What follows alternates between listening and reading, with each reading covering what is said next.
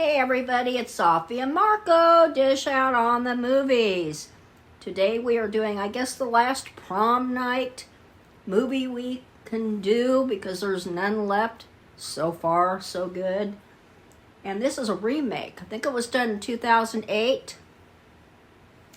And it's really, if you want to call it a remake, it's not really a remake because it's nothing like the other one at all. I'm the original, not even close. This is a totally modern, in those times, movie. And with modern music and dresses and everything. So anyway, I'm just going to read what Marco, he is still under the weather, but getting better. And I may have to stop a few times to have a drink because my throat gets dry and it makes me cough.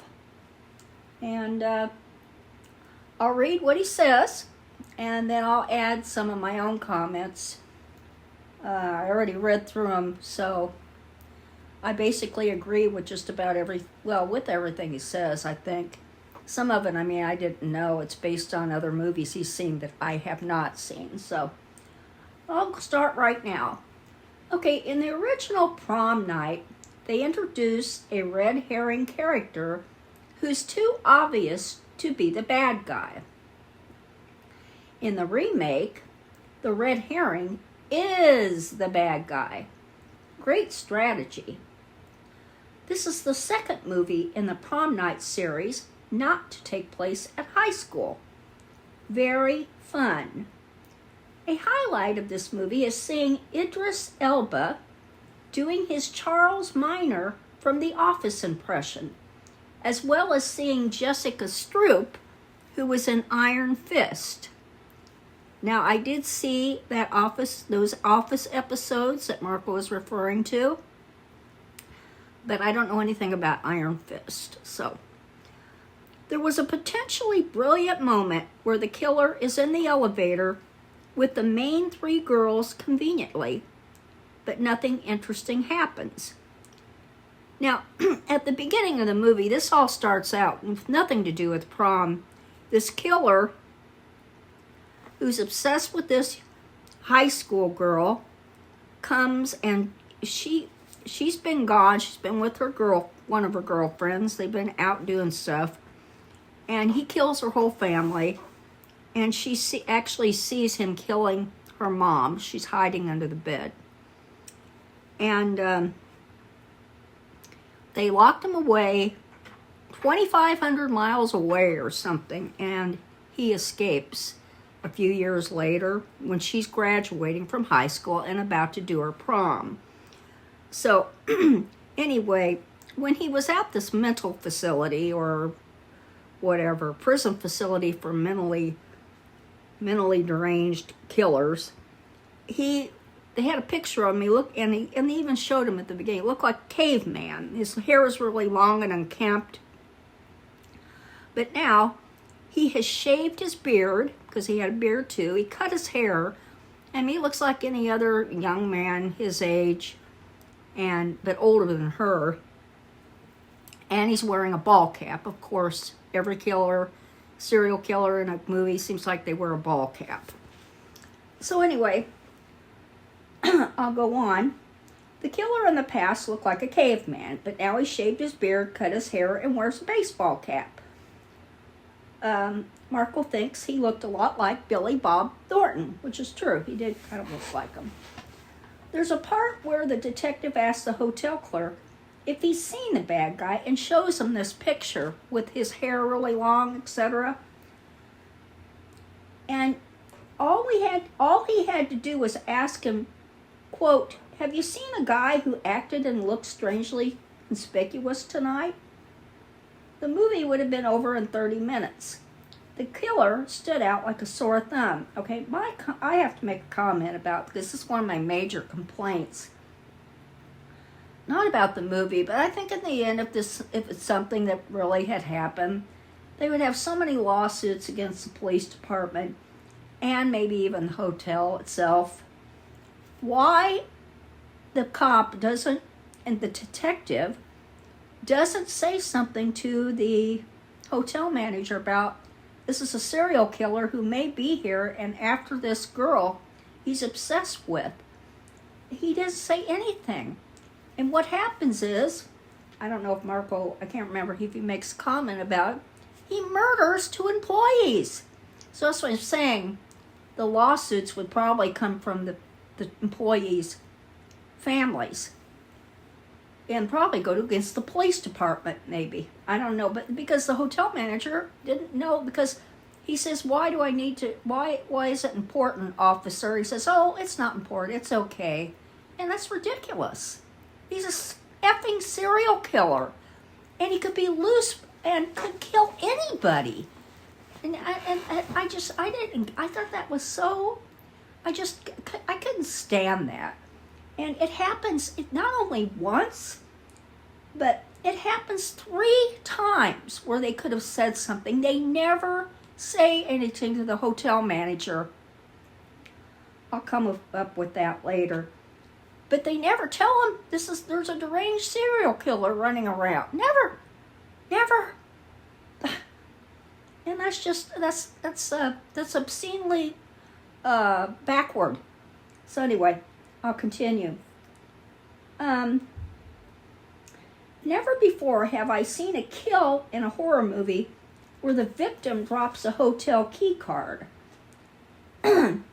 Hilarious. PG-13 horror, so there's no blood at all. And the person who dropped the key card, I'm not going to tell you the whole sequence, because you might want to see this movie for fun, I guess. And even see the first one and compare that they're nothing alike at all. Because I don't think you could even say it's a remake. It's just a different version, only modern. Okay? But the person who dropped the key card was the maid, because he told the maid that he couldn't get in his room because what he did was he made a scratch on it, and she figures that out. And he said, can you open it? I need some towels. And then he kills her, and as he kills her, she drops the card, and it's got Maine on it. So it's a key card that can go to any room, on any floor, anywhere in the hotel. So that's what he's talking about. So that's one of the employees, okay? The killer also has the worst motivation out of the series. His motivation is just revenge and obsession with this main girl, which I thought that either I missed it or they didn't say it, but how he got to be obsessed or even know who this girl is, because he wasn't the same age. Oh, Marco's waving his hand. So he must have picked something up that I did not catch. But he's not her age. He is not in high school.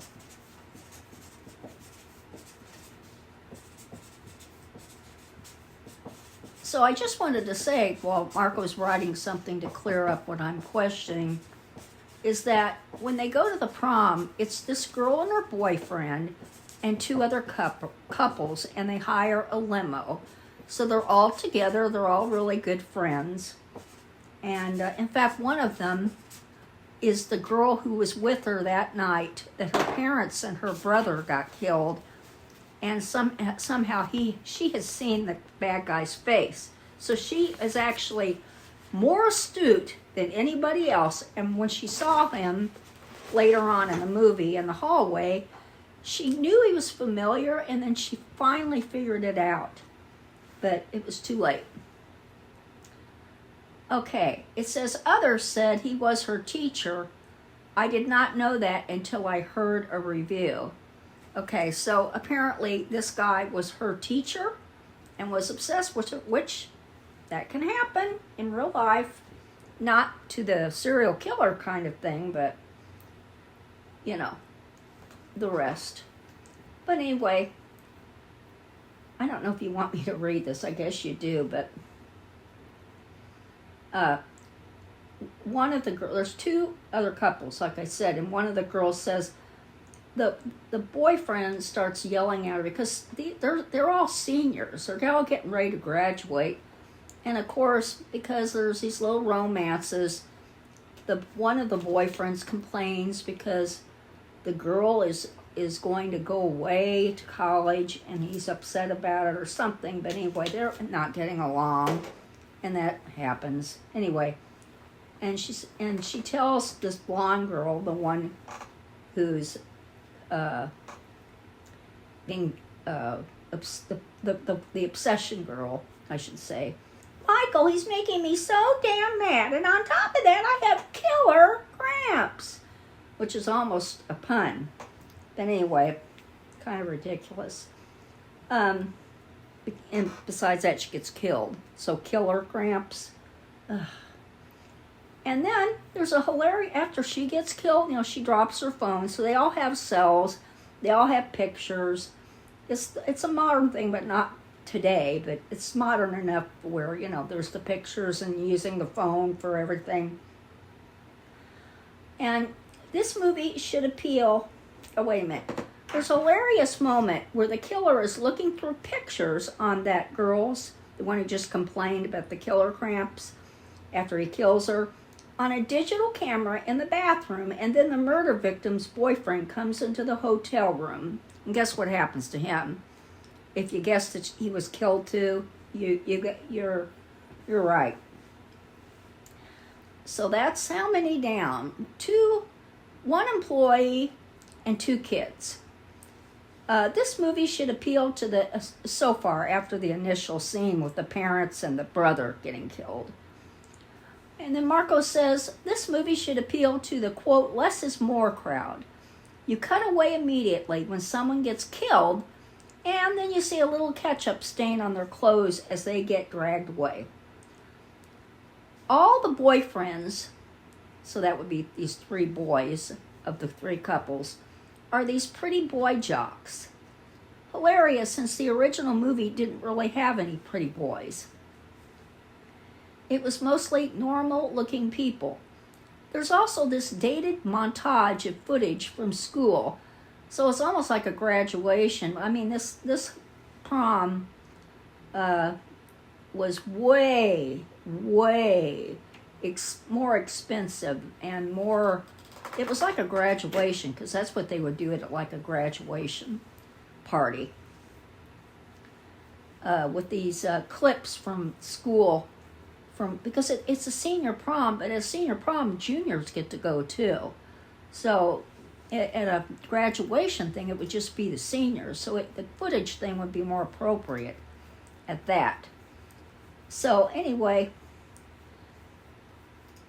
this movie would have been the perfect commentary movie. Now, Marco loves to do commentary movies where as you watch something, you comment about it. And if there's something that's stupid and ridiculous or erroneous or horrible, you eat something bad or take a drink, which we really don't drink. And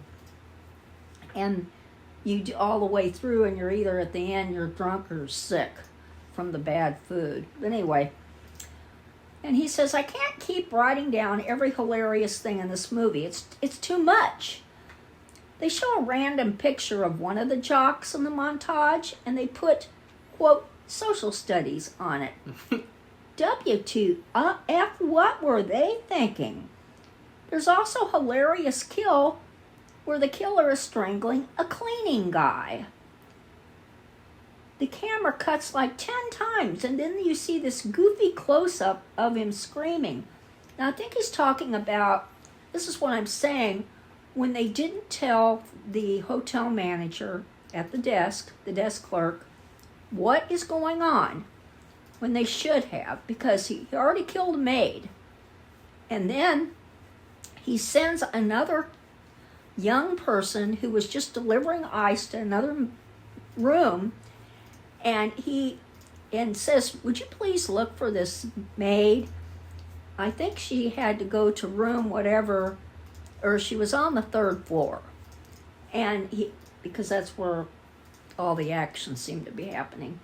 And so he's there, and he sees the cart, the girl's cart, and then he sees the killer, and then he was looking for her, and the guy says, oh, well, she's in there getting towels, so he gets killed too. That's a body that came out of the ceiling when the blood was dripping down. They opened it up, and he was up there, stuffed up in the ceiling, above the ceiling tiles, dripping blood through the tiles.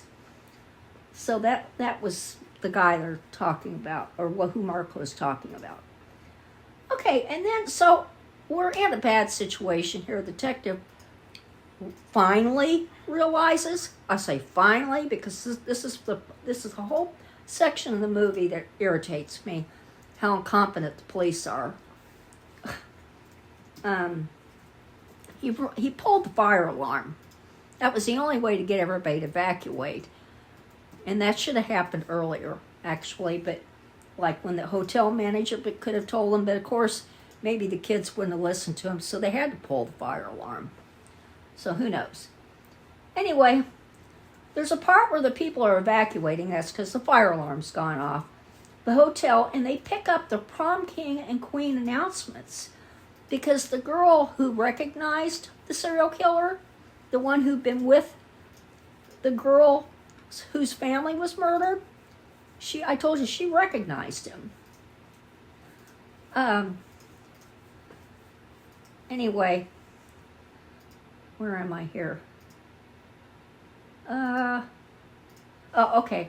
She was actually in the running for the prom queen, and they were waiting for her and her boyfriend to come down because they were announcing all the candidates, and they were going to announce the winner. But when they started to announce the winner, only the boyfriend was there because the other girl she had run into the serial killer, and she was running away from him and trying to hide and survive, but it didn't work. But anyway, they went ahead, and as they were about to announce the winners, that's when Idris Adilba, whatever his name is, he announced, he put the fire alarm on. So they never announced him. So the woman, a teacher or something, I don't know, she dropped the paper with the names, the winning names, and then somebody picked it up, and you read what it said. And, it was the what would you call it? The bully girl. There was a bully girl on it. She doesn't have that big a part. But she wanted she wanted to be prom queen, and she didn't get it. And so, you see her disappointed face, not realizing that the girl who had won got murdered. And so that's what he's talking about. So anyway,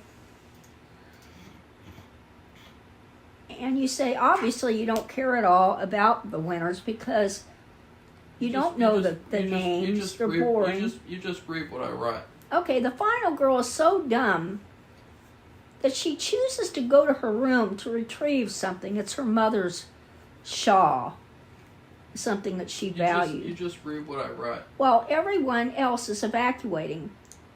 She hides behind a door after the killer is pursuing her and looks out the door hole.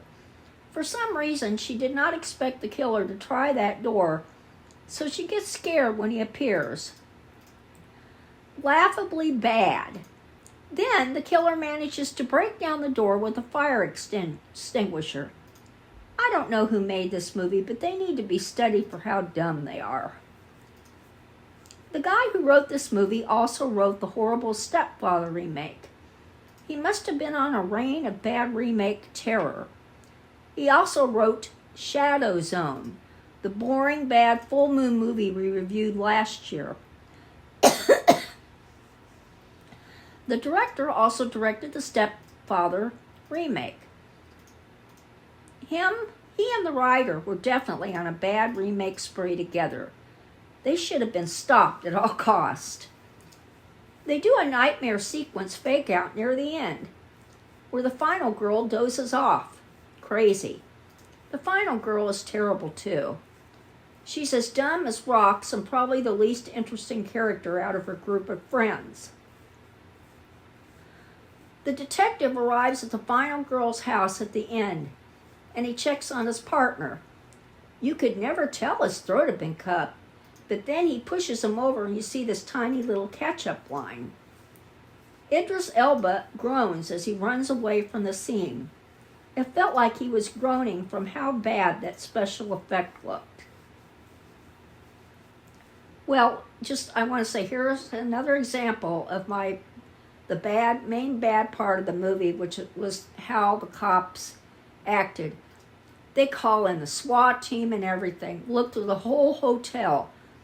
And he just put on a hotel uniform and walked right by the cop. And he's been out now. He's going, well, guess where he's headed? Oh, he's headed to the sister's house, or the aunt's house, I mean. And Aunt and Uncle's house. And, there's one cop watching that. Well, I guess there's two cops. I didn't see that until the very end. But there's the cop in front who Marco was just talking about. And then there's a uniformed police officer in the back. Well, they're both murdered. And nobody else. They're all sitting ducks in this house. And the boyfriend gets killed. And who was the other one? Well, anyway. The cops. So, and nobody else, just Idris is coming there alone at first to stop a serial killer who's so dangerous. And he almost got the girl, the serial killer, and Idris shoots him. But Marco gave it a Wendy's spicy nuggets, fries, and a chocolate frosty. A delicious, junky experience that is probably for you. This movie is one of the worst remakes, horror movies, and movies I've ever seen.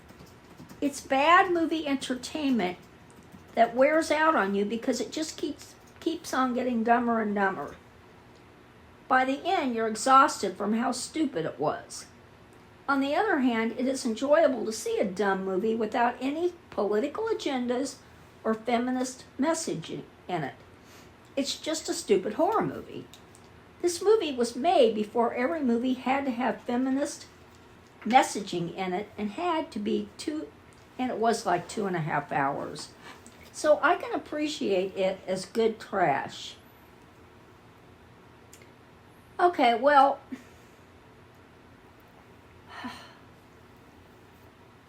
I don't know. All I can say is we have this pizza every week. It's DiGiorno's, like pepperoni pizza with a stuffed crust, cheese crust. It's pretty good. Although I take the pepperonis off because it doesn't agree with me. But Marco and I both have it. And then I might make a salad. Like I recently made a salad last week, and then I'll probably make one tonight because I think we'll be having it tonight. And but it won't.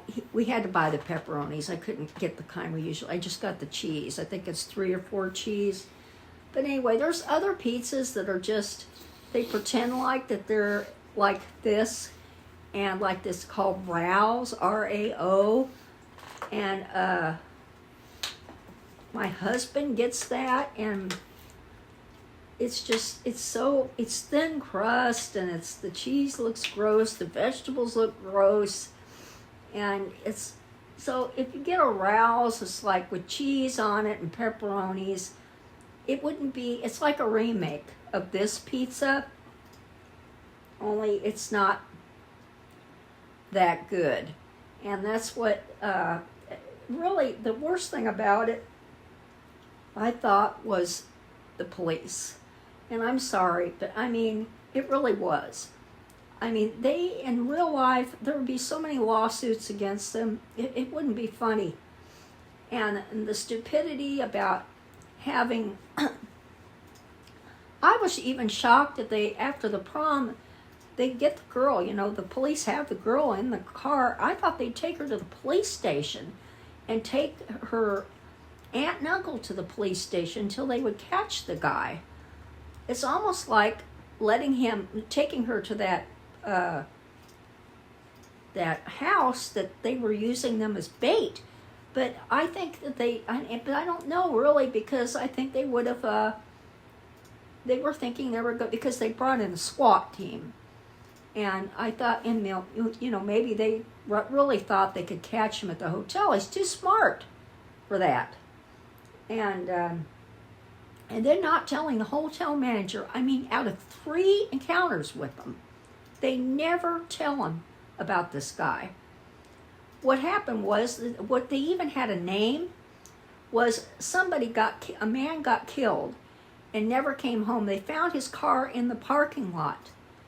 And it's him. It was this dead guy who had been reported missing.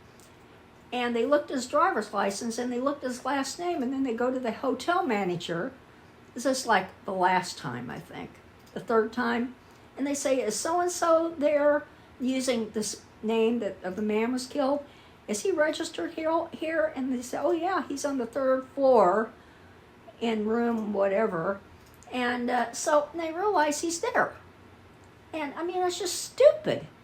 It's just dumb. I hated it. So anyway, that part I really hated. So this fake pizza, Rouse, which I guess is a very popular name. They have other products, frozen foods, I saw yesterday. It isn't the pizza that he gets. It's like a fake. It's just gross, and it's thin crust, and I like thin crust, but this just looks poor in comparison. The cheese, the ingredients, like the toppings, they just look ugh. And so that's what this movie is. And if you want to do this thing, like I've mentioned it before, where you have a series and you watch every movie in the series, and you want to do that, well, this movie you're going to complete the series. So I recommend it for that if that's what you like. But other than that, don't watch it. It's no good. So anyway, that's it. And tonight is Hell's Kitchen and The Old Man. And I don't know how this is going to work later because I don't like Hell's Kitchen. So if you like this video, give it a thumbs up and become one of our 600 plus subscribers. We're adding more and more every day. So that's it, everybody. Goodbye.